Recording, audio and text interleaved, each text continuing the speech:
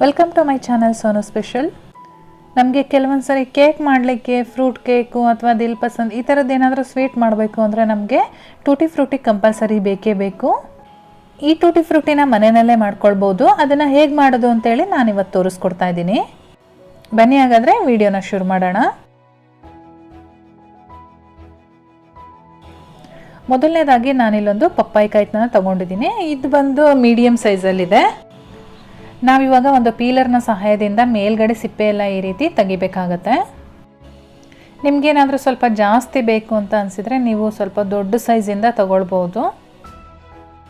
ಕಂಪ್ಲೀಟಾಗಿ ಸಿಪ್ಪೆ ಎಲ್ಲ ತೆಗೆದು ನಾವು ಒಂದ್ಸರಿ ನೀಟಾಗಿ ವಾಶ್ ಮಾಡಿ ನೋಡಿ ಇಲ್ಲಿ ಇಟ್ಕೊಂಡಿದ್ದೀನಿ. ಇವಾಗ ಕಂಪ್ಲೀಟಾಗಿ ವಾಶ್ ಮಾಡಿ ನಾನು ತೆಗೆದಿಟ್ಕೊಂಡಿದ್ದೀನಿ. ಇದನ್ನ ಈ ರೀತಿ ಮಧ್ಯದಲ್ಲಿ ಓಪನ್ ಮಾಡಿಕೊಂಡು ಒಳಗಡೆ ಇರೋ ಅಂಥ ಸೀಡ್ಸ್ ಎಲ್ಲ ತೆಗೆದ್ಬಿಟ್ಟು ನಾವು ಕಟ್ ಮಾಡ್ಕೊಳ್ಬೇಕಾಗತ್ತೆ. ಸಣ್ಣ ಸಣ್ಣ ಪೀಸ್ ಮಾಡಿಕೊಂಡು ಕಟ್ ಮಾಡಿದರೆ ನಮಗೆ ಈಸಿಯಾಗಿ ಬಂದ್ಬಿಡತ್ತೆ. ಮತ್ತು ಈ ರೀತಿ ಒಳಗಡೆ ವೈಟ್ಗೆ ತಿರುಳಿರುತ್ತಲ್ಲ ಅದನ್ನು ಕೂಡ ನಾವು ಇದನ್ನು ತೆಗಿಬೇಕಾಗತ್ತೆ. ಇವಾಗ ನಾವು ಕ್ಯೂಬ್ಸ್ ಟೈಪಲ್ಲಿ ಸಣ್ಣ ಸಣ್ಣ ಪೀಸ್ಗಳನ್ನಾಗಿ ಕಟ್ ಮಾಡ್ಕೊಳ್ಬೇಕು. ಇದೇ ರೀತಿಯಾಗಿ ಎಲ್ಲದನ್ನು ಕೂಡ ಕಟ್ ಮಾಡಿಕೊಂಡು ಇಟ್ಕೊಂಡಿರೋಣ.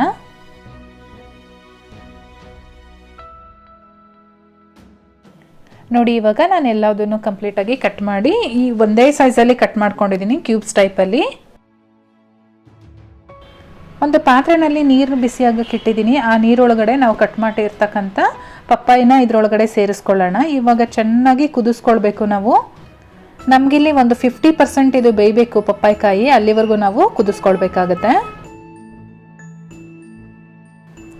ಇವಾಗ ನೋಡಿ ಒಂದು 50% ಬೆಂದಿದೆ. ಹಾಗೆ ಲೈಟಾಗಿ ಟ್ರಾನ್ಸ್ಪರೆಂಟ್ ಆಗಿರುತ್ತೆ, ನಿಮಗೆ ಗೊತ್ತಾಗುತ್ತೆ. ಅವಾಗ ಆ ಟೈಮಲ್ಲಿ ನಾವು ಸ್ಟವ್ ಸ್ವಿಚ್ ಆಫ್ ಮಾಡಿಕೊಂಡು ಇದು ನೀರನ್ನು ಸಪ್ರೇಟ್ ಮಾಡ್ಕೊಳ್ಬೇಕಾಗತ್ತೆ. ನೋಡಿ ನಿಮಗೆ ಕಾಣಿಸ್ತಾ ಇರ್ಬೋದು ಲೈಟಾಗಿ ಟ್ರಾನ್ಸ್ಪರೆಂಟ್ ಆಗಿದೆ. ಇವಾಗ ನಾನು ಸ್ಟವ್ ಸ್ವಿಚ್ ಆಫ್ ಮಾಡಿಕೊಂಡು ಇದನ್ನು ಒಂದು ಸ್ಟ್ರೈನರ್ಗೆ ಹಾಕ್ಕೊಳ್ತೀನಿ. ಈ ರೀತಿ ಸ್ಟ್ರೈನರ್ಗೆ ಹಾಕ್ಕೊಂಡು ನೀರನ್ನು ಸೋರಿಸ್ಲಿಕ್ಕೆ ಇಡೋಣ.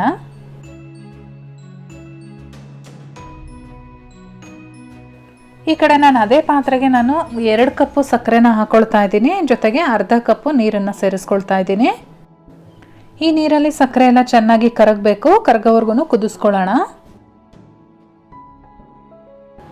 ಇವಾಗ ಸಕ್ಕರೆ ಎಲ್ಲ ಚೆನ್ನಾಗಿ ಕರಗಿದೆ. ಈ ಟೈಮಲ್ಲಿ ನಾನು ಬೇಯಿಸಿಟ್ಕೊಂಡಿರ್ತಕ್ಕಂಥ ಪಪ್ಪಾಯಿ ಪೀಸ್ಗಳನ್ನ ಇದರೊಳಗಡೆ ಸೇರಿಸ್ಕೊಳ್ತಾ ಇದ್ದೀನಿ.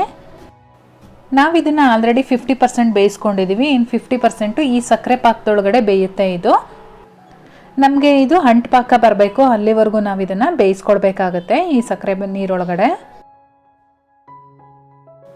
ಒಂದು 6ರಿಂದ 8 ನಿಮಿಷಗಳ ಕಾಲ ಈ ರೀತಿ ಬೇಯಿಸ್ಕೊಂಡ್ರೆ ನೋಡಿ ಈ ರೀತಿ ಅಂಟು ಪಾಕ ಬರುತ್ತೆ ನಮಗೆ. ಇವಾಗ ಇದು ರೆಡಿಯಾಗಿದೆ. ಈ ರೀತಿ ರೆಡಿ ಆದ ತಕ್ಷಣ ನಾವು ಸ್ಟವ್ನ ಸ್ವಿಚ್ ಆಫ್ ಮಾಡ್ಕೊಳ್ಳೋಣ. ಸ್ಟವ್ ಸ್ವಿಚ್ ಆಫ್ ಮಾಡಿದ ಮೇಲೆ ನಾನು ಇದಕ್ಕೆ ಒಂದು ಅರ್ಧ ಟೀ ಸ್ಪೂನಷ್ಟು ವೆನಿಲಾ ಎಸೆನ್ಸ್ನ ಆ್ಯಡ್ ಮಾಡ್ತಾ ಇದ್ದೀನಿ. ಇದನ್ನು ಚೆನ್ನಾಗಿ ಒಂದ್ಸರಿ ಮಿಕ್ಸ್ ಮಾಡ್ಕೊಳ್ಳೋಣ.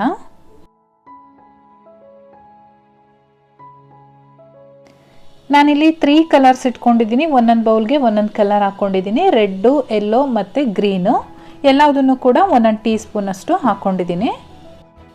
ಇವಾಗ ಸಕ್ಕರೆ ಪಾಕದೊಳಗಡೆ ಬೇಯಿಸಿರ್ತಕ್ಕಂಥ ಪಪ್ಪಾಯಿ ಪೀಸ್ಗಳನ್ನು ಒಂದೊಂದೇ ಸ್ಪೂನು ಅಂದರೆ ಈಕ್ವಲ್ ಆಗಿ ನಾವು 3 ಬೌಲ್ಗೂ ಹಾಕ್ಕೊಳ್ಳೋಣ.